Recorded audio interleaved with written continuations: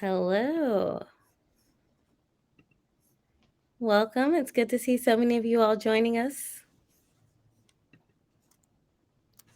All right. I guess we're going to get started. Well, hello, everyone. So glad to see you all here with us. Welcome to our panel discussion, Justice Climate Fund, putting resources in the hands of communities at the forefront of the fight against climate change. Today, we have the privilege to host a distinguished group of leaders. And I'm not going to say for our panel because really it's going to be a conversation. But they're an amazing group of leaders who have been championing economic justice and environmental justice in communities of color. And it's a mission that is more relevant ever before today. And so I'm really, really excited that they'll be in conversation with us. And that since you all have joined us, you'll be able to be in conversation and ask your questions via the chat. My name is Melanie Allen, and I'm co-director of the Hive Fund for Climate and Gender Justice. And we are a regranting intermediary that aims to accelerate an equitable transition to cleaner, renewable energy, to stop the expansion of dirty energy industries, and to increase the positional power of women of color leaders who have long been some of our most avid and ardent champions of this work. We believe that how the money flows and who controls how the money flows will play a vital role in ensuring that the transition to a renewable and cleaner energy system happens, but not just that it happens, but that it happens in a way that moves us closer to equity and justice. And so today, really excited to be in this conversation against the backdrop of the $27 billion investment that's been announced and made through the Greenhouse Gas Reduction Fund. That's the single largest non-tax investment from the Inflation Reduction Act. And really, really excited to be in more conversation so that you can listen to our panel of experts that are brought to you today by the African American Alliance for CDFI CEOs. And as a part of their advocacy efforts, the Alliance leads Community Builders of Color Coalition, which is made up of 18 national BIPOC organizations that are urging the Environmental Protection Agency to ensure that minority communities can benefit equally from the Greenhouse Gas Reduction Fund as authorized by the Inflation Reduction Act. The coalition is deeply committed to helping to eradicate the disproportionate impact of climate change on Justice 40 communities by providing resources to BIPOC-led organizations that are rooted in and have a long history of serving those who are marginalized and disadvantaged. Their beliefs inspired the coalition's first major initiative, the Justice Climate Fund, which was launched just this spring. The Justice Climate Fund is designed to provide capital, direct capital, to leverage private capital and to support zero emission technologies, products, and services throughout the United States with a specific focus on serving low income and disadvantaged communities. With that background, I'd like to introduce today's amazing speakers. We have Linwood Long. Linwood V. Long Sr. is president and CEO of the African American Alliance for CDFI CEOs. Linwood is a fearless leader in community development and finance, tirelessly advocating for policies that address economic disparities and foster wealth creation in Black communities. We also have Marla Blahnik. She's president and CEO of the National Association for Latino Community Asset Builders. And Marla is a respected figure in the field of economic development and Latinx community advocacy. Her work revolves around building wealth and opportunity in Latino communities across the nation. We've also got Crystal Cornelius with us today, and Crystal is president and CEO of the Awista Corporation. Crystal's also a member of the Turtle Mountain Band of Chippewa and Oneida tribes of Wisconsin. And Crystal's life work involves advancing economic opportunity and sovereignty for Native American communities.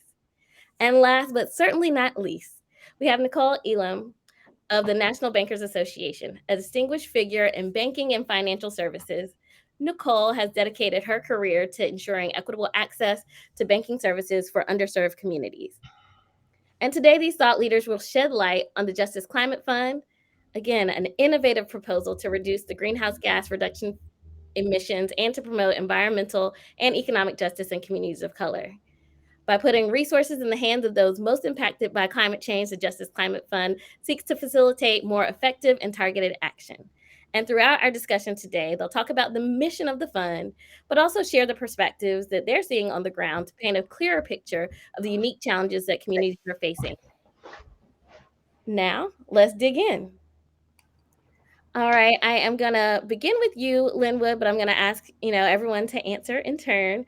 The first question that I'm gonna throw out for our conversation is really gonna be, what do you see as the current state of climate crisis in low-income communities? And Linwood, and actually everyone, I'd love to hear you all talk about how you're seeing this play out in your local communities, and more about what we should be thinking about when we think about barriers and challenges in this moment. Thank you, Melanie. I had to unmute myself, but certainly it's an honor to be in the midst of such esteemed leaders in this conversation.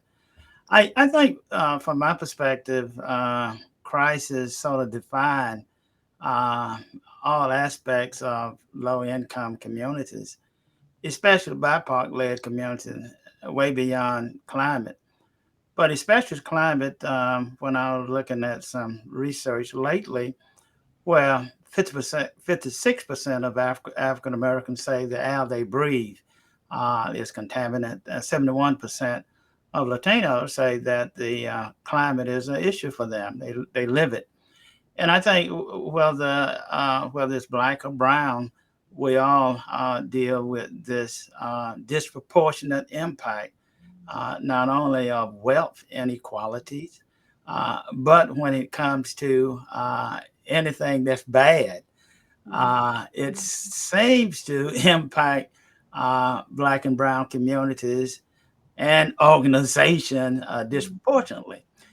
And so I do think the panelists may disagree with me, which is not anything strange, but I do think that when it comes to the Justice Climate Fund, it is the only fund nationally, worldwide, that reflect what America should be, not what it is, but what it should be with regard to equity, inclusion, diversity, and all those things that some people don't like saying. And I'm glad to champion that, and with organizations that are unafraid to champion those same values. So I said a lot, but Yeah. You did, and I, I'm sure Nicole, Melody, you wanna I hop think, in? yeah, Linwood really hit the nail on the head when you really think about the current state of the climate crisis and low income communities. It really mirrors the current state of the racial equity yeah. crisis, the wealth gap crisis, the wage crisis, the education, healthcare, criminal justice system crisis, right? So what you find is that the climate crisis is really synonymous with inequity, and it's just another Ah, layer of inequities that you're seeing in these communities. When I think about my banks are minority owned and operated banks that sit in and serve predominantly minority communities. They're 77% minority. They're 2 times more likely to be denied for a small business loan, even if they have the exact same credit profile as a non minority. And they're 2 to 3 times more likely to be unbanked or underbanked. These are also, though, the very same communities that are at a higher climate risk of flood, fire, wind, heat, chemical pollutants. And so when you think about climate crisis, it's really just a crisis of inequity and layers of inequities in these communities. you better preach it. I'm learning from you, Linwood. I'm shy. I am go to the chat. Yes, you got a good choir back there because they said, Nicole, you better preach. I know that Marla also has a good word. And so, Marla, what are you thinking about when you think about what's happening with the climate crisis in your community? How do you Yeah, see?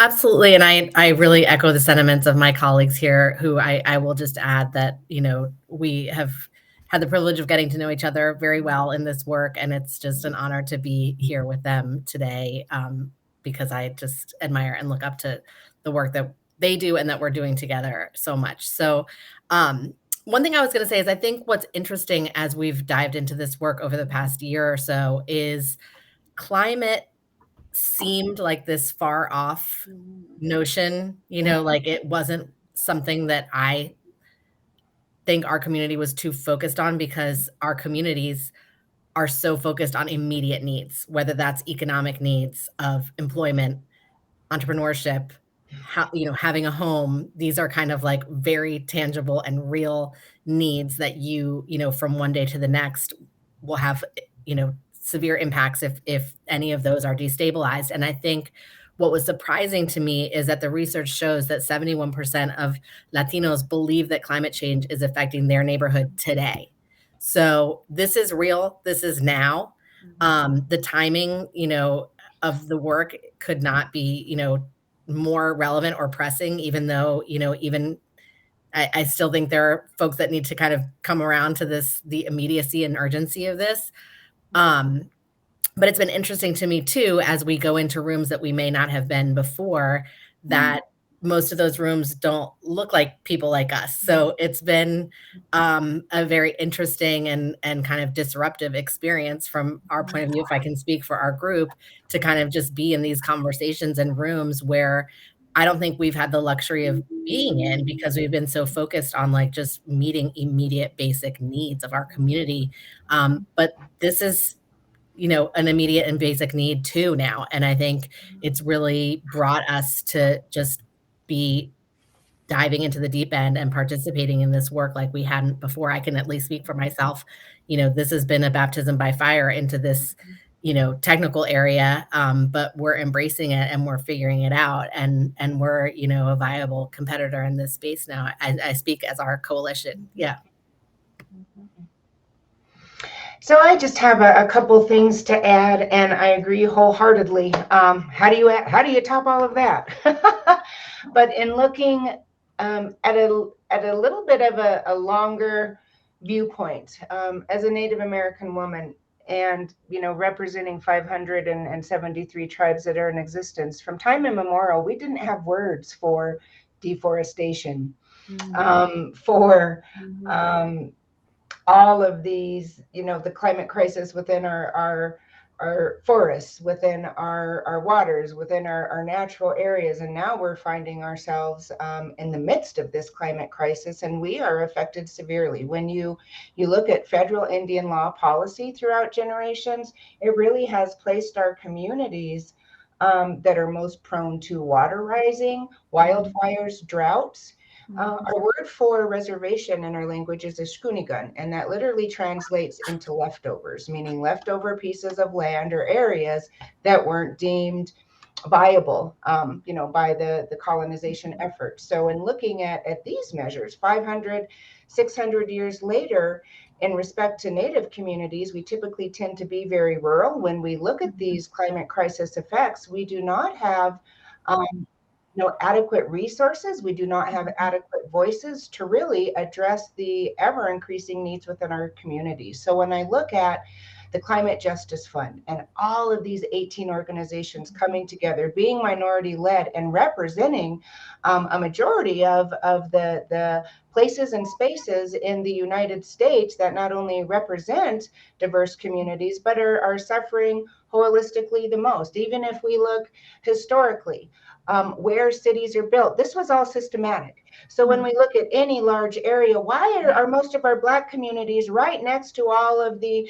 industrial plants? Or why do we see in areas, again, minority communities right next to where water is not safe? So, we really have been combating this in one sense or another since the early 1800s. Now we're getting to a place, obviously we're combining the coalition of voices and really having an opportunity to make these long-lasting changes and equitable environmental changes within our communities through this coalition. So I am really excited what the future looks like. I'm excited to have these voices and venues, and for us to be in places, as Marla said, we have been somewhat baptized by fire, but looking at all of our passions, looking at all of our expertise, and looking at partners and friends really who are willing to help in this measure, I think we're going to see, and I hope really that we're able to see true economic, long-standing, lasting change within our respective communities across the U.S.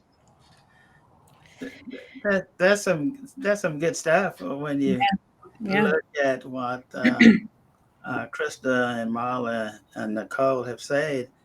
But there are two words that jump out, and I'm gonna use this word disruptive that Marla talked about, and So when you look at the Justice Climate Fund, it's it's intentionally designed to be disruptive, Mm-hmm. and people don't like disruption, right? Yeah.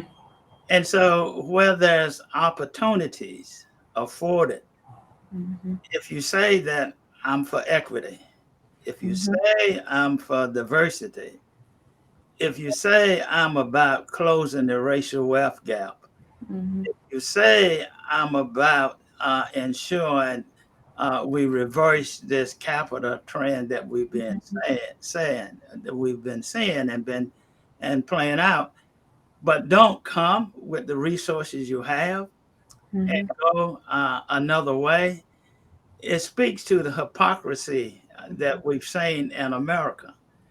And I'm wondering, Nicole, Marlon, Crystal, what will it take Mm-hmm. for people to recenter in the Mm-hmm. midst of disruption? Yeah. Good trouble, Yeah. hashtag good disruption, Yeah. and say, give me a piece of it. Yeah. What When will I think about, what it will take, I think about the role that the greenhouse gas reduction fund can play in all of that, right? We know that communities of color spend more on energy, and that gap is the greatest amongst black households. They spend 42% more on their energy cost than white households. And the reason why is because minority and low income communities have typically found energy efficient alternatives to be cost prohibitive. But what the Greenhouse Gas Reduction Fund does is that it provides an unprecedented opportunity to invest in technologies, to invest in projects that will reduce greenhouse gas emissions, that will reduce air pollutants, and really make it more accessible for these communities of color to participate and really drive a more inclusive green economy. And so I think what will it take? I think it is going to take EPA recognizing and realizing that they've got an unprecedented opportunity to really drive investments in these communities by really leveraging all of us who are on this conversation panel, if you will, talking about it and leveraging the members that we all represent. Very good. I also think, in a sense, to add to that, and I really liked your comments, Linwood. In looking at what it's going to take and the opportunity for us to leverage outside capital, I Right. think venues such as this, I think, correlating and being able to aggregate our data and success is going to be extremely helpful. But when it comes down to the hypocrisy, if you say that you're about assisting in BIPOC communities, if you want to help with climate change, marginalized areas, a lot of that is in the hands of non-minority organizations, individuals, and leadership roles. So on Right. another measure, what is it going to take? It's going to take a lot of potential partners, in my mind, to give up ego and authority and place the trust in our organizations, write the checks, and know that we are stewards, sound stewards of these resources, but they just have to play. Yeah. It's a matter of dipping the foot in. We have had years and years, respectively, all of our own organizations, developing relationships, developing outside relationships, trying to get into public, private, philanthropic, Mm-hmm. larger venues. Mm-hmm. A lot of that, is coming down since we've seen the new, arising of DEI, of BIPOC. Some of these words are words, and we've all been in this field our entire lives. We didn't hear sorrowfully so until the murder of George Floyd. Mm-hmm. And then America really opened its eyes and said, wow, COVID really helped exacerbate that too, because we're seeing communities, and largely minority communities, that are suffering more so than any of our white counterparts. So with this, we're seeing a whole coalescing of wanting to assist, but with that, really stand with us in partnerships, and not in a measure that tends to not fully give power, trust, and authority to the individuals and organizations that can steward long-lasting change, in my opinion. But I think America went back to sleep after that. So, but Yeah. Yeah. Yeah. It certainly takes us all, right? When you think about partnerships, it takes us all. It's not just us, but you need the public sector. you need the private sector, you need the philanthropic sector, right? So when the public sector came and brought this $27 billion, we now need the private sector to step up and do their part. We now need the philanthropic sector to step up and do their part. And so I love this idea of partnerships, but you really have to do sometimes what's not easy. You know, one of the things that I found, and I'm sure you all can speak to this, what we want to do and what could have the most impact in the community is not always as simple as pushing the easy button. And so sometimes I think it requires the philanthropic sector and the private sector thinking outside of the box, right? We know you may have a way that you want to do things, but can you think outside of the box in the way that you may be bringing capital or other resources to the table? Because it may not be easy to do the hard work that we've been doing day in and day out. Thank you, Nicole. And Marla, I want to make sure you get a chance to weigh in on this question of what is it going to take? Yeah, I have a short answer. And I think really, what you're witnessing here is very unique. And I think what it takes is all of us coming together rather than, me approaching this opportunity and saying, hey, what about Latinos? What are we doing for Latinos? We are all in this together. And I know that sounds really cheesy. And in fact, I know it's a song from a silly kid movie that my kids watch, but we are all in it together, and we're all, vying for each other's communities too, which I think is unique. I don't, I'm not just saying this because I'm involved, but I don't know that I've seen something where, we multiplied our power by coming together to approach something where, instead of kind of vying against one another, which often, we're pitted against one another, not willingly, but, the way that things are designed, it's designed for us to not come together. And so I think that's, again, to this disruptive force, this is a rare and unique approach here of, our groups coming together and collectively being quite powerful. Yeah. One quick note just to that, I think also it's really going to take long-term relationships and commitment. Of these entities, it took us generations, honestly, to get to where we are now. And we can't expect, in a measure, or as you said, push an easy button, and we're done. We need time to build the infrastructure, the knowledge. We've got immediate capital needs we can address, but in looking at what is it really going to take, in my mind, it's really going to take long-term commitments from all of us to get to where we really hope our future and our 7 generations have a better world. I think we all want to leave a better world, to our children and grandchildren than we left it. And we've got to fight so incredibly hard now based on the current state of things to really honor that sacred trust that, in my mind, as human beings, that's one of our largest responsibilities. Thank you for digging right into the conversation, really underscoring for us that the climate crisis isn't something separate or far off, that it really is a reflection and deeply connected to the other crises and challenges that our communities have faced, and that you all have been really stepping in to help address for so long, from housing to transportation to the health crisis to the wealth gap, that these things are deeply intertwined. And so stepping into this space is really you all just stepping more deeply into doing the work that you've already been doing. And I want to borrow from, I think his name is Marcus Long, in the chat, that said that investing in climate change in this moment, particularly at the intersection of climate and economic justice, is future proofing. It is giving us a runway and preparing us for the future that we hope to see. And also just want to thank you all for laying out what it's going to take. This partnership, long-term commitment, but this idea of deep solidarity. When we look at the Inflation Reduction Act as a whole, it really is a big bet by the federal government that by investing at scale, that they'll be able to lower the cost of renewable energy enough to accelerate that transition, and hopefully in ways that are just.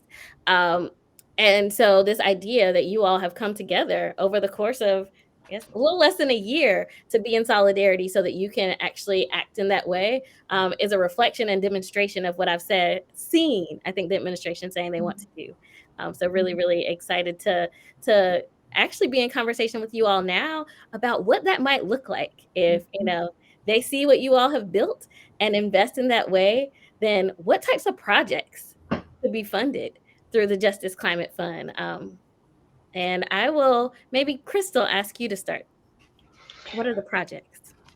If I look at the immediate needs of Indian country, and that's a very broad term, Alaska, Hawaii included as well, our infrastructures truly are generations and generation behind. So when I look at, immediate projects, and what I think is really exciting is retrofitting existing housing, as was indicated, and sorrowfully, we do not have the data, but I do know that Native American communities spend an exorbitant amount on energy cost.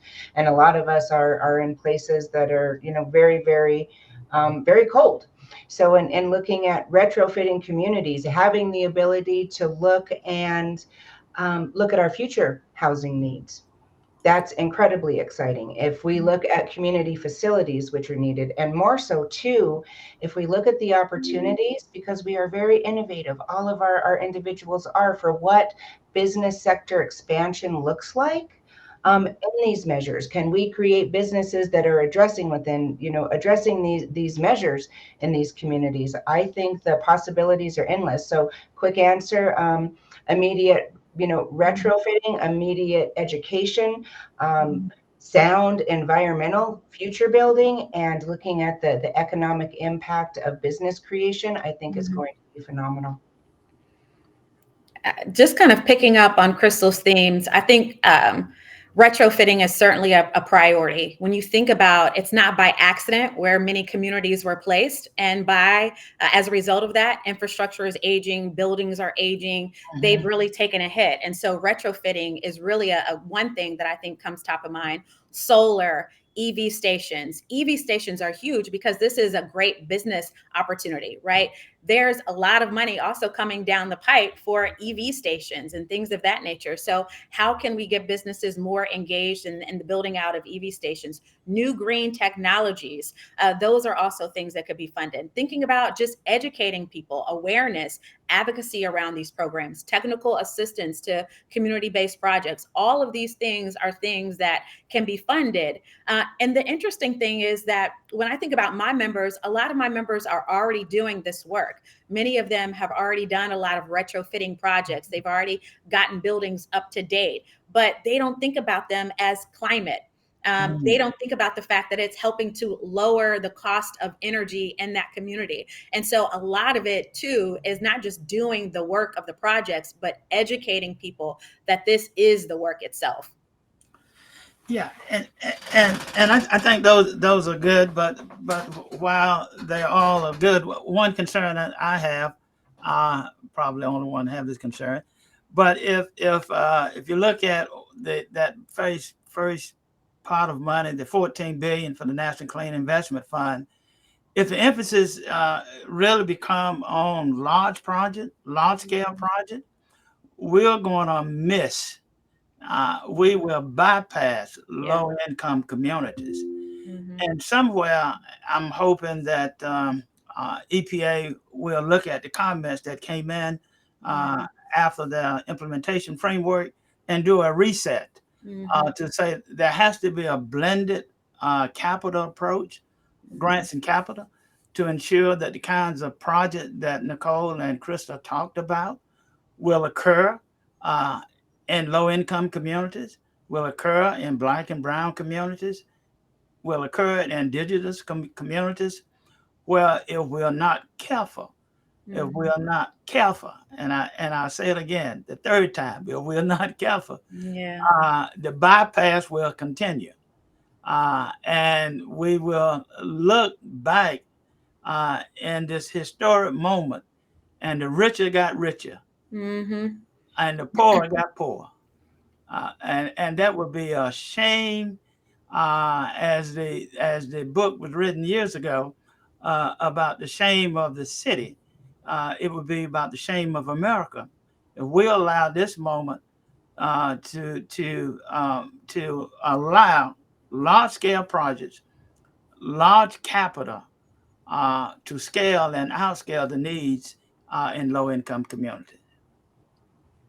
Man, Linwood, go ahead.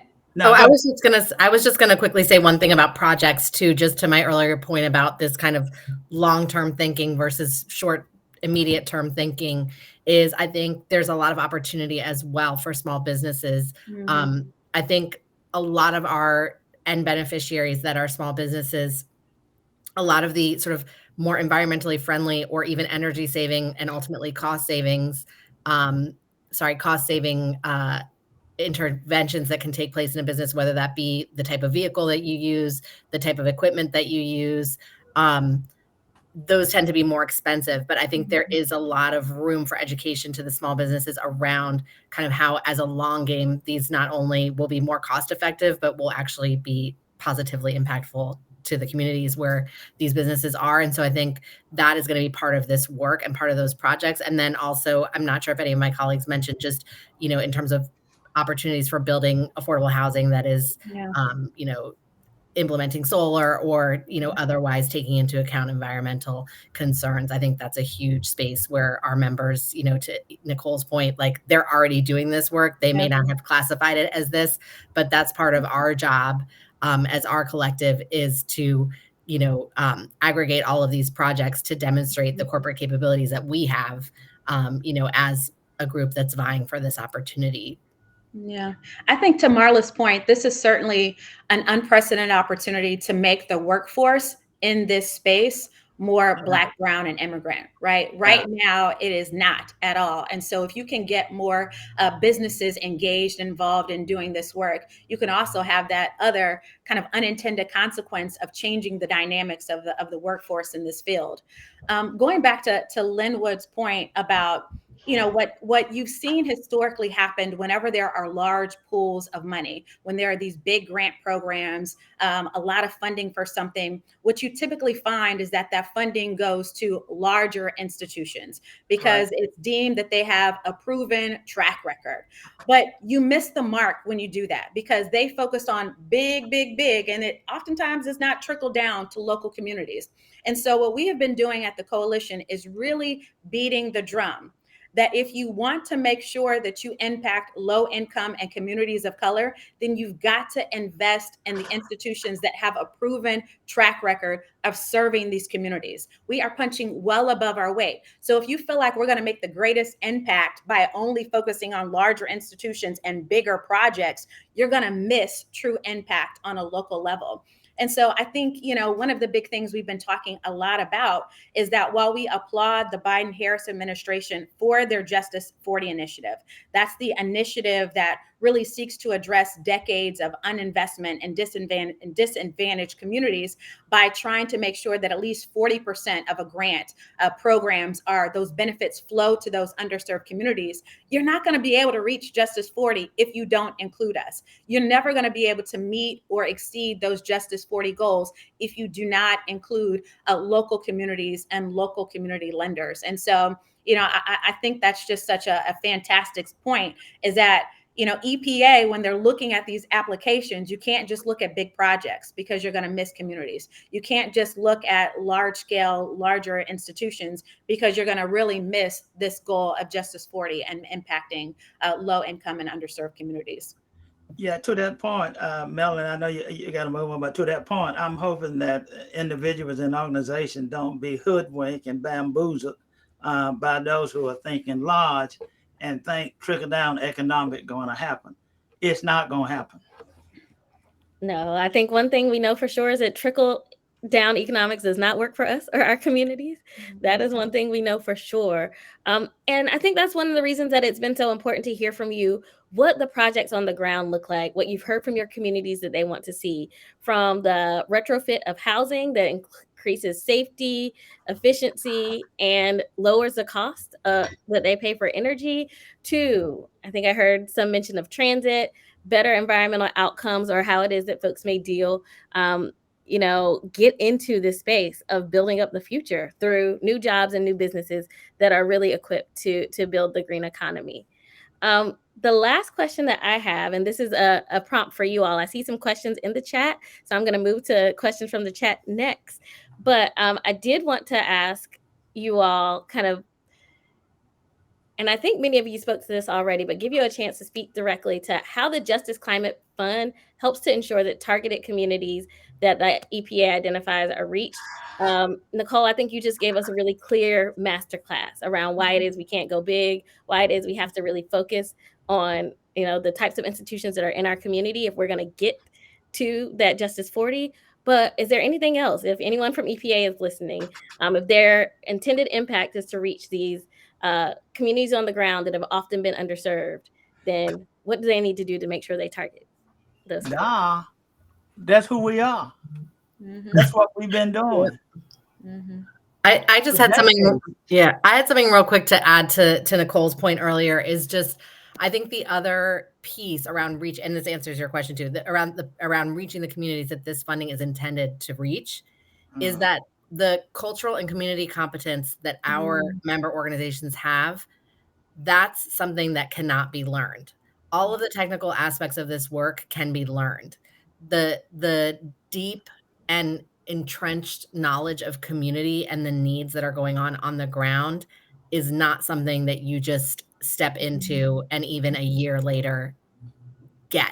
Mhm. So I hmm. think, that I cannot underscore that enough. Like, I often find this, like, when you're hiring someone, there are things that can be learned and there are ways of being that cannot be learned. And I think that all of our member organizations espouse just such a depth of knowledge of the community and its needs that Mhm. is just not there's no learning curve for that. Yeah. So The just depth of relationships that come from that, deeply rooted knowledge and cultural competence.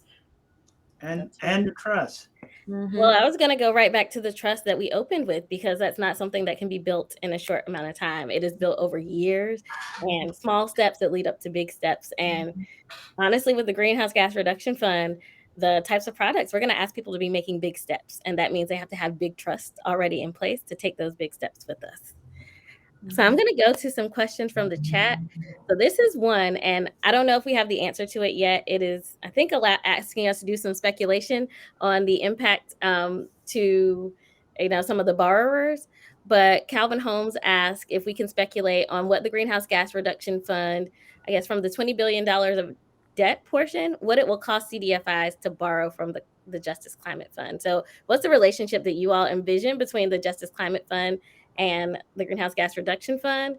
And he says that he's hearing that real estate developer customers are seeking dollars dispersed through EPA that will cost between 3 and 5%. So wondering if Mhm. what you all are doing would be able to match that rate for a borrower. And I don't know if we know enough yet to answer that question. So I am given the caveat that it may be premature, but wanted to toss that to you because it's in the chat. I think what we say would be purely speculative. Mhm. But as one thing we can say that the dollars coming in most likely would be at zero uh, Mhm. interest cost to us. And I think that we're hoping there will be blended capital that will allow a mix of grants and low cost patient capital. And I won't be like the banker. Don't look at me, Nicole. I will not put it at 5%. I'm thinking more 3%. Uh, that's my take. The You know, bank. The, Linwood, I think this may be a great time to talk about the governance structure of the greenhouse or of the Climate Justice Fund. Most folks don't know what's the relationship between the Climate Justice Fund and these Greenhouse Gas Reduction Fund dollars. How do they engage, intersect, and then who sits on the governance of the Climate Justice Fund? Good. Go ahead. Oh, there, you see how you ask somebody, ask it gets turned on you. So the Climate Justice Fund is really, it stemmed from the coalition, these 18 organizations that Linwood talked about. That's representative of us on the phone and so many others. We make up the coalition. And so the governance structure of the Climate Justice Fund was really an entity that was created to actually apply for these funds, the Greenhouse Gas Reduction Funds. There are 3 different pools of money, but it's a grant application process. And so this fund was a nonprofit that was set up because we are all one to apply for these funds. But the key thing, when you talk about, everybody wants to know what's the rate, what's the spread, what's the this, what's the that. The key thing is that it is being controlled by the leaders of the organizations that represent you, Calvin, that represent my MDIs, right? It's made up of the leadership of those organizations. So we're going to be, obviously, there's a lot more details that still need to come out at the end of this month, and dollars aren't in the door yet. But it's going to be done in a way that is favorable because these are our members, our communities. We are governing the entity that is applying for and dispersing those dollars. Thank you And if for I can, outlining that, Nicole. And Linwood, I'm gonna give you two sentences, and then I'll go to one more question. it won't take two sentences. It'll take one. I think one, Nicole did great, but I just want to respond to a question that are you ready for investment from faith-based endowment That's where I was going next. to support the fund? Indeed. Well, Linwood, I'm gonna put that question alongside the faith community is strong today. And so we also have a question from Connie Taylor about how can a coalition of churches leverage the greenhouse gas reduction fund. So can you maybe say a little bit, and this is open to everyone as well, about if folks want to invest, if they have an endowment and want to invest, who should they contact or follow up with? What is the next step? And then if folks are thinking about how they might be able to leverage resources once funds are awarded, then what should they be thinking about and how should they prepare for that? Good. I think any four of us, the four here, along with Trenton Allen, who is called thought leader and visionary leader of the Justice Climate Fund. But certainly, if there are a collection of faith communities, churches, we certainly would love to have conversation to see one, what the structure might be, and two, what areas of the country they might be in, so that we can sort of align with members. Because the beauty about this coalition is we have members in every 50, in all 50 states. We serve 3 out of 4 census tracts in this nation. Nobody else will do that. And so my fearless leaders can add to that. I'm going to Beautifully invite stated. Marla and Crystal. Anything else you'd like to contribute around either the structure of the fund or this question around how folks can get engaged at this point? I think at this point we're still on a fast track. We're looking for final recommendations, looking at what our application will look like, gathering our data internally. So I would say in the continued support, just keep updated. We have a great communication channel on how we're doing. We know we're going to be very transparent about what our goals and strategies are when we're able to really define those more concretely. And I would say as well, as much as you can, a lot of you are in spaces and places where not, be ambassadors for this fund. Talk with your friends. If you have, corporate organizations that are looking and they need to meet a new DEI initiative, think of the Climate Justice Fund. So really it's reverberating and spreading the word that this is going to be an amazing opportunity, and keeping apprised of how we're moving towards this process. Perfect. So I can't believe Nicole's not saying anything. I think Crystal said it best. We had a panel, what was it, last week at the African American Alliance of CDFI CEOs, and it was on this topic. And one thing that the question was posed was, all right, what should you do? And I think Crystal hit the nail on the head. We need you to be an ambassador, right?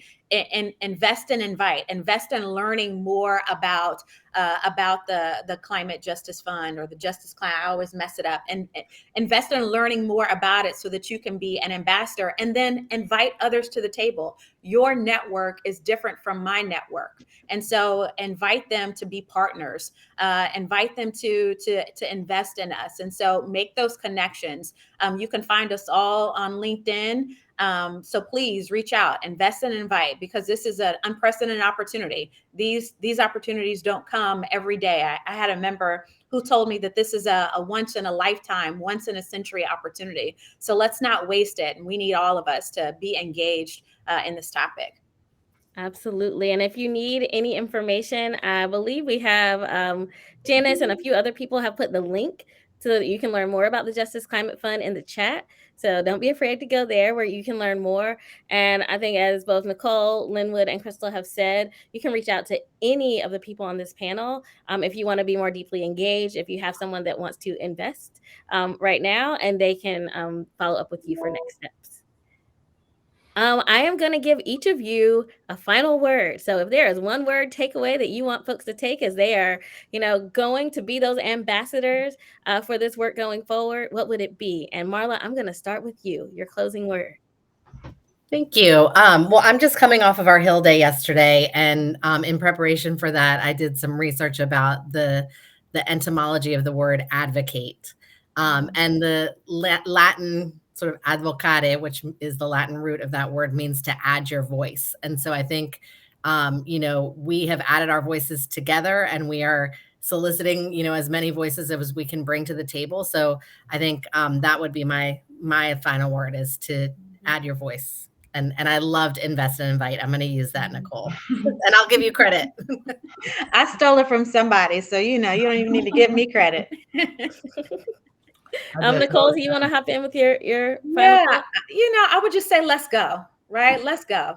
And let's go together. We get further faster together. This is not a crab in the barrel situation. We can all lift the tide together. You may be able to go after $1 million, $1 billion by yourself, but together we can go after billions, right? And so let's go together. Absolutely. Crystal. I would say that this really is an opportunity of a lifetime to change not only the economic landscape, but the ecological landscape of our communities. And as a Native woman, and looking at the sacredness and how we live within creation and honor the earth as sacred, this is a sacred endeavor. We are all really initiating on, we only have one earth, we only have so much land, and they're not making any more, right? So in looking at how we can really invite change, that's the time is now. We can make lasting change. Again, once in a lifetime opportunity. Let's change that. That's it. And Linwood, I'm going to give you. Yeah, I think I would say that the Justice Climate Fund would not only invite you to invest, but invest with your talent, and something that our communities always suffered from is a lack of resources. And so we invite the talent, and we also invite the capital uh, to be what we think we can be with your support. So the You time. heard it right. Oh, go ahead, Linwood. I didn't mean to cut you off. Oh no, somebody wrote the time is 9. I couldn't agree any better. The time is now. Well, I'll just say at the Hive Fund, this work is critical to us. We spend every single day working with communities on the ground who have been planning, who have been fighting against dirty energy industries that have a vision for what a clean energy future looks like, to help move them from planning from what we call shovel ready or shovel worthy to shovel ready. And we've done that work on the ground. And what we need is for that capital to flow in ways that meet those communities that are going to be ready, that have been worthy, but are going to be ready. And so that's one of the reasons that we've chosen to invest in the Alliance. That's one of the reasons we fund National Bankers Association. That's one of the reasons that we support the coalition. And so I hope that you all decide to join us in your investment. And if you want to learn more, then I invite you all to go to the website, which is aaacdfi.org, where you can learn more about the coalition, the Justice Climate Fund, and next steps of what's happening and how you can continue to be involved. I want to thank you all so much for joining us today. I want to thank our amazing panelists, and let's do the work. Now's the time. Thank you. Let's go. Thank As Nicole you. said, thanks, everybody. Thank you. Thank you.